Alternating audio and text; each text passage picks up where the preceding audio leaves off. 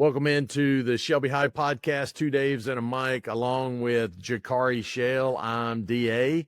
And hey, Golden Lions on a bounce back effort tonight over at East Gaston. Jakari, you had the call on the radio with Coach Jones, and so you got to see obviously a little bit of an ode to Coach Jim Taylor tonight. They were in their road whites.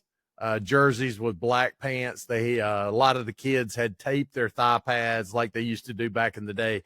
And they didn't do that because of style back in the day, but they had holes in the pants that they had to keep the thigh pads up. And they had the tube socks with the old school stripes. And then the other ode to Coach Taylor tonight, the Golden Lions came out in the wishbone to start the ball game. Yeah, I mean, it was a unbelievable tribute to Coach Taylor. I didn't have the honor to meet him. He came before my time, but I mean, honestly, it's just a great homage and a tribute to Coach Taylor. I mean, you could tell he had a really big impact on the community. So it was great just seeing Shelby just pay their homage, and even the younger kids. Some of the young kids didn't even know who they were, but he knew who he were. But it's really cool. I heard that his funeral was today, but I mean, condolences to his family. Absolutely, no question. Beautiful service today. This afternoon, it was a who's who of Shelby High School. There were not only former coaches, former teachers, former administrators, but a ton of former players, and a couple of his former players were the two main eulogizers, I guess you'd call them today. And it was just an incredible service for an incredible man and coach, and we are definitely going to miss him. Golden Lions, though, took care of business tonight. They got up quickly. I think Lamb Farmer did he have 6 touchdown passes in the game tonight? He was 13 and 19, 300 yards and 6 tutties. Yeah, I mean, that's a strong game. There's no question about it. They did come out in the wishbone on the first play and got a half a yard, and then they went back to their regular air raid type offense, and honestly, East Gaston didn't have anything for him tonight, Jakari. Not at all. It would have been so cool if they would have scored out of the wishbone on the first play. I think that would have been so cool. And Jeff on the call was beside me. He was kind of getting a little emotional when he saw that. So again, it was a beautiful tribute to them. But on that, I'm glad that Shelby capped off that drive with the touchdown in honor of tribute to him. But it's what you said. Shelby put their foot on the gas to dominate the whole night, the whole first half. Shelby was 4-4, just driving. Just all the touchdown drives, Shelby was 4-4 in the first half. It was 28-0. And then the second half, after the first score, that's when the running clock came. And then Shelby continued to put their foot on the gas. And at that point, it was just limited possessions, running clock. It was just really hard to stay in the game for you or East Gaston. Yeah, and that running clock, I think it's different every place you go. But tonight, I mean, East Gaston scored their only score with like 3 minutes and 40 seconds left in the game, and almost didn't kick off because the clock almost ran out before they could kick off after scoring their touchdown. So I think, we've played other places with the running clock and they stop the clock after the touchdown and that type of thing, but they didn't stop it tonight. It was rolling, and that second half got over in a hurry. But again, Lamb Farmer, big night, receivers all over the place. Emmanuel Collins. What? Career all-time passing list for Shelby. He's number 1 now. He needed 14 yards on the first drive and got it on that first pass play. And that was to pass Isaiah Best as the all-time leader at Shelby High School, which again, it's like really seriously 2 eras of football at Shelby High School when it comes to passing the football. There was the Pearlie Allen, Jim Taylor, Chris Norman era, and Chris Norman era began to change it just a little bit because you had like Daryl Montgomery I've talked to now, as a grown man, and he says, man, if I'd have been in this system, I would have lit people up, and he would have, and there's no question. And I know there were other quarterbacks for Coach Taylor and Coach Allen that would have done the same if they had had an opportunity to play in the system that they've been in for the last, like 13 years now. But needless to say, Land putting up the numbers, and you can argue that he's put up the numbers against some teams that were not very good. But I think there's always been a few of those in the conference with us or whatever. So anyway, kudos to Land for that tonight. But Emmanuel Collins had a couple. Roseboro had a couple. He really, again, spread it around. A lot of guys got to catch the football tonight as well. Yeah, J.J. Williams had a really big game at halftime. He was sitting at 94 receiving yards and 2 touchdowns. He really came along big, especially this season. I don't think last season he really had that much in the rotation just because of Shelby's receivers who they had last year who transferred out. But J.J. Williams and Lorenzo Roseboro have stepped up big time for this offense and just giving Land another outlet to throw the ball to besides Man Collins and just the ball distribution. Even Brooks had a catch out the backfield at one point in time. And Kendrick Raper, I mean, he's so versatile. You can use him at quarterback, corner, put him at receiver. He even caught a pass, even a touchdown pass as well. So, I mean, just so many playmakers Shelby can use. And honestly, I think that's what kind of just keeps this offense going year in and year out, just the playmakers and the elite talent they have on the perimeter. Not sure what you guys called last week in the Lincoln game, but after the touchdown in overtime, Jalen Tate, who had been a workhorse last week for the offense, tweaked a knee, and it was in the back of the end zone. I mean, he was out of the end zone. Like, he went in untouched for the 2-yard touchdown run, and then no contact, call a cleat on that turf or something, tweaked his knee. He did not play tonight. And the freshman, Jonas Woods, Jonas had a really good game tonight. He had, I hate to say, a little more burst than Jalen, because Jalen is a 3 yards and a cloud of dust kind of running back for Shelby. But Jonas had a little extra burst in there, and he had some nice runs tonight for Shelby. I mean, 100%. I think both of theirs, as players, there are two different skill sets. Jalen Tate is not so much of a home run hitter with blazing speed, but I mean, he's more so of a power back that can put his head down and get you 3 to 5 yards a pop, like you were speaking. And honestly, with Jonas Woods, I mean, this is really big for him. You needed someone to step up in the absence of Jalen Tate. Not even the same production, but maybe not a huge drop-off. Like, Irene, like right there in the medium. But, I mean, he did a really good job tonight. I mean, our first couple carries went for plus 10 yards, really explosive. But, I mean, again, like, Shelby needs to have someone else in the run game. And good thing he's a freshman because he's getting so many reps, and this can honestly help him momentum from next year. But I know that's a long way away. But no matter, hopefully you get Jalen Tate back. But Jonas Woods gonna have to be the workhorse. I know Williams, number 12, is gonna be in there. You can use Brooks at times in there. So I mean, I think Jonas Woods is gonna be the lead catalyst in the running back room. So I mean, it's really good for him to catch his confidence, especially as a young guy as well. No question. One of the things on the defensive side of the ball I've noticed, the two defensive ends, I mean, when you look at them, they're, physical specimens, but you got Tyson Williams and you got Noah Gardner. And I'm going to tell you what, those cats both were getting after it tonight. I think that as the season has gone along, they have really stepped up their game on the defensive side. And they're getting a lot of pressure now, and that's going to be important as we conclude this regular season over the next couple of weeks and then get into the playoffs. Yeah, 100%. Both of those guys on the edge are over 6'2" plus, has great bend, explosiveness off the edge. And, man, like having those two guys is rush, especially Tyson, how young he is. And I know he's like kind of a raw prospect right now. I know he's getting offers, but, man, once he gets polished, I mean, he's going to be a force to be reckoned with on the edge. No question about it. Well, interesting final score. I don't even know if I mentioned final score, and I do that all the time. I bury the lead, Jakari. Bury the lead.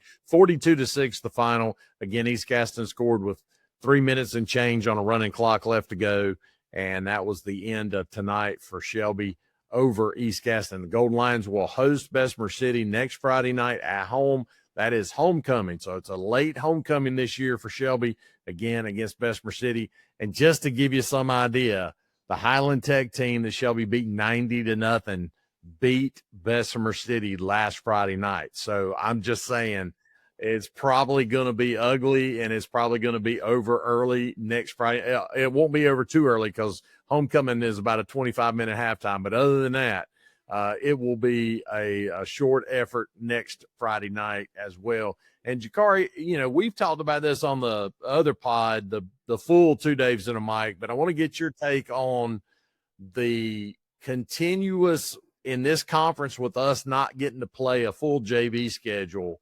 This is now year 5 of that. And here's Bessemer City, one of those teams that we're coming up against this weekend that doesn't have a JV team. What are your thoughts on how that affects Shelby over the course of time with those JV kids not getting a full schedule? Well, I think one of the most important things is, as a young guy, you have to get reps, and like repetition is so key and important to young development of stage. And I think if you don't get that type of feel of how it feels to play on a high school level, I know middle school and high school are 2 different things. I know if you don't kind of get that feel of what it feels like to play high school football, like just a touch of it, it's just gonna be real hard for you. I know good on good on practice is really good to play, but you need to play against someone else that's different from your teammate skill set, that you can see a different variety of things. So it sucks that that's happening to the JV guys. I know when we played, it really wasn't anything like that. And I mean, it sucks that it's kind of, I ain't gonna say it's hard on the coaches, but it kind of sucks that when these guys get older, now that they got to have to find a different play speed once they get on varsity with limited amount of opponents on JV.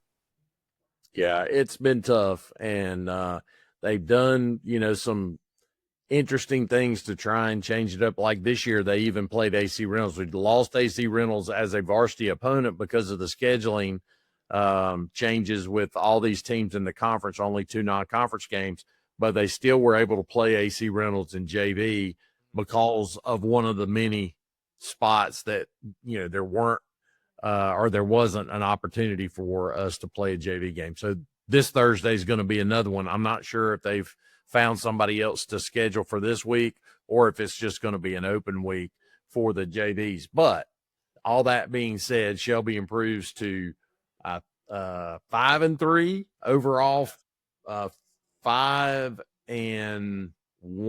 in the conference. Big news out of the Lincoln Stuart Kramer game. Unbelievably, Stuart Kramer hung 45 on Lincoln tonight and beat them 45-21, or at least that was the last score we had with late fourth quarter. So what that means is, if Shelby beats Burns 2 weeks from tonight, they're co-champions, and of course they would lose any kind of head-to-head seeding with Lincoln, but with one loss in the conference, both teams would be considered co-champions. So that was interesting. Lincoln getting a little bit, as you called it, the Shelby hangover. You had to overlook Stuart Kramer. I ain't gonna say Stuart Kramer is all that bad, but they showed some fight against Shelby, and they were down 22-0, came all the way back. Even with the lightning delay, still didn't lose any momentum. And still, even though they got beat like 51-29, I think you like for Shelby fans, it's kind of a little bit scare, like close to the end of the third quarter a little bit. But before we end the pod, I want to give a shout out to my guy, Big Blue, Coach Emery. Guys been cooking up. Don't really give a lot of recognition as offensive coordinator, but I mean, the offense been cooking, and I think the main reason is because Coach Emery he's been able to utilize all these playmakers Shelby had. He's been doing it all the season. I know Shelby's offense averaging over like close to 48 a game, especially in conference play. So I gotta give a shout out to my man Big Blue on that one. Absolutely. I think one of the keys, though, for Shelby moving forward as we're getting close to the end of the regular season and getting ready to start that final segment of the year, which is the playoffs, is they got to get these penalties in check. Jakari, tonight was better. And I think part of the reason it was better tonight is because it was just so one-sided in terms of just talent level. But like last 2 weeks, the game against Stuart Kramer, almost 200 yards in penalties. The game last week against Lincoln, like 120. Just an unbelievable number of penalties against the Golden Lions. And that's just something that cannot continue if they want to make a deep, deep run into December. I mean, you're 100% right when you said that. It's ironic. It's kind of funny. Like the first play of the game on kickoff return was a penalty. And it's just like, man, this is the story of this team.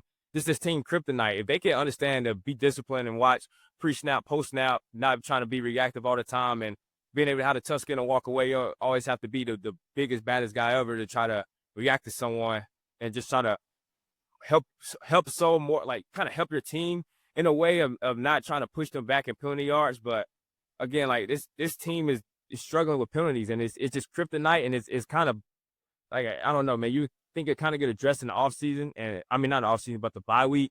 But I think as a coach, you can only do so much and tell them. Then the players can go out there and do a whole different thing, and it's just like guys, if we want to win and play in December and play in the state championship game, this is one of the main things.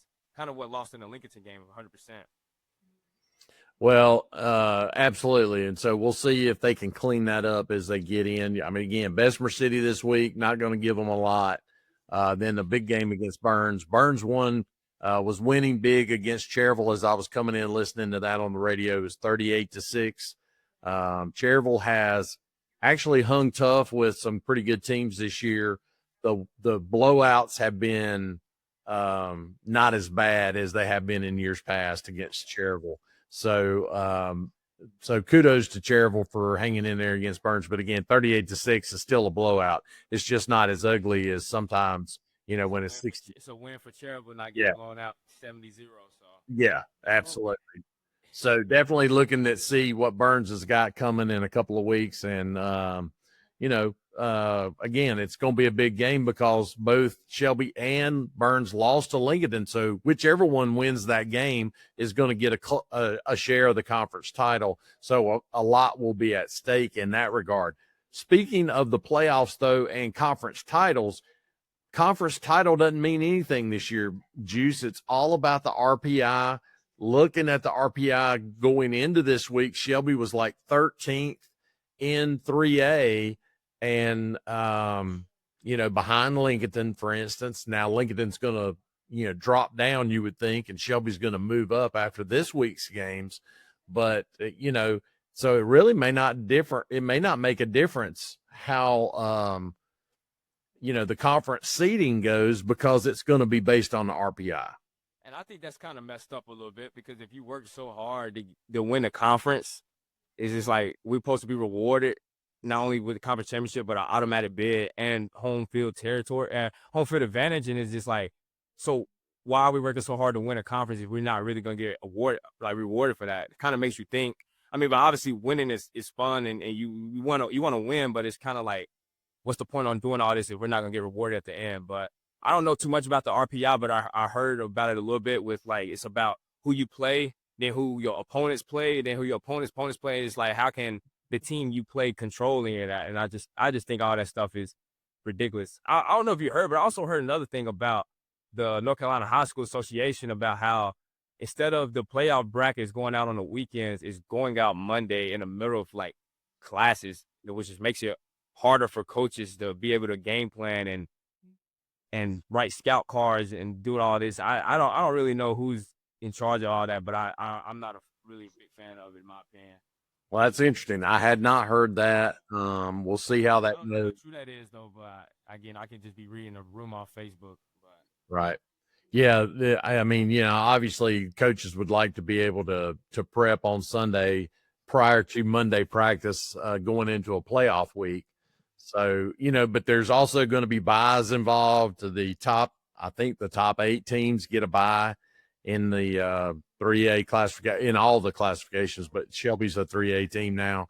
So I think they're going to, potentially, depending on where they end up in the RPI, they could get a bye, or they could, be at home in the first round and then have to play somebody that got a bye the previous week. So it's just going to be interesting to see. When you look at the teams from the county, Burns is not in the top 10 in the 4A. Crest is number 1 in the 5A.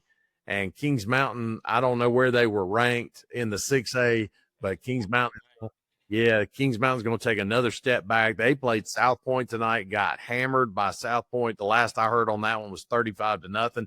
And Jakari, Crest beat South Point 42-6. So when you look at that distributed property and you start looking at comparative scores, my goodness, the last game of the season in the Big South with Crest versus Kings Mountain is always one of the biggest games of the year. And it looks like that game on paper could be a big-time blowout with Crest over Kings Mountain.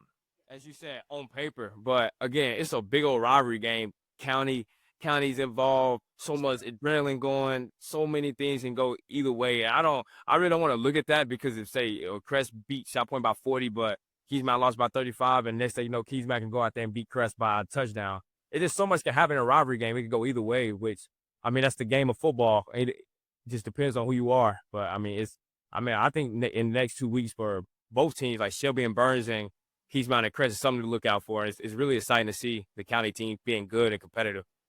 Absolutely. Well, that's all coming up in 2 weeks. Those two big county games, not next Friday night, but Friday night after that, as Shelby and Burns and Crest and Kings Mountain will tangle to finish out the regular season. It's hard to believe that we're already at the end of the regular season. That means, Thanksgiving's right around the corner. So we'll see how all that goes.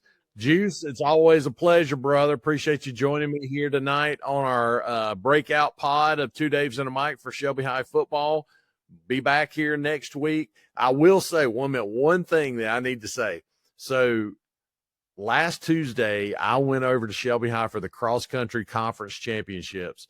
And on 2 Daves and a Mic this week, I actually talked about it and talked about some kids from one of the rival schools running at the end of the race. And I forgot to mention the fact that Shelby won both the boys and the girls conference championship on Tuesday night. So big shout out. Olivia Bergowitz was the women's champion, won it for Shelby, and Stephen Morgan was the men's champion. And then they both won the team championship. So again, sorry about that, guys, from the other night. I was talking about some kids doing some other things and didn't even mention the fact that the Golden Lions were conference champions of the Southern Piedmont 2A, 3A, 4A in both women's and men's cross country. So congrats to Coach Bryson and company. And anyway, with all that said, that's it for 2 Daves and a Mic. Shelby Golden Lions for Jakari Shell. I'm DA saying